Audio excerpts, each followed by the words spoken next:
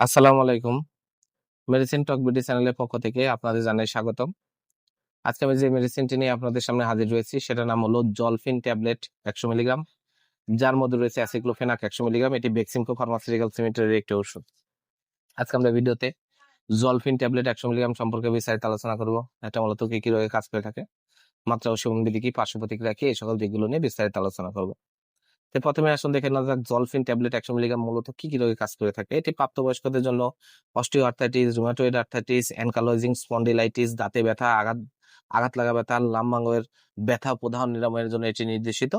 এছাড়া এটি প্রাপ্তবয়স্কদের পায়ের গোড়ালি ব্যথা, পায়ের পাতা ব্যথা, এছাড়া হাতের কোণে কবজি ব্যথা, পিঠে ব্যথা, ঘাড়ে ব্যথা সহ বিভিন্ন রকম ব্যথার জন্য এটা অত্যন্ত কার্যকারী একটি মেডিসিন হচ্ছে জলফিন ট্যাবলেট 100 মিলিগ্রাম।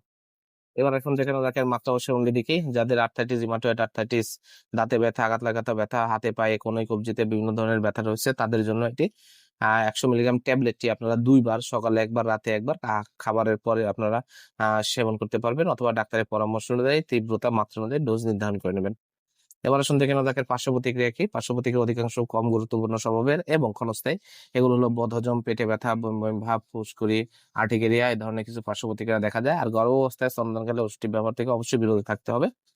আর সতর্কতা হলো এটি গ্যাস্ট্রিক আলসার আছে এমন রোগীদের ক্ষেত্রে পরিহার করতে হবে। আর লিভার হৃদযন্ত্রীয় বৃক্কীয় সমস্যা আছে তাদের ক্ষেত্রে সতর্কতা অবলম্বন করা উচিত। মাথা ব্যথা, মাথা ঘোরা, আর্টিকেরিয়া রোগীদের ক্ষেত্রেও এটা সতর্কতা অবলম্বন করতে হবে।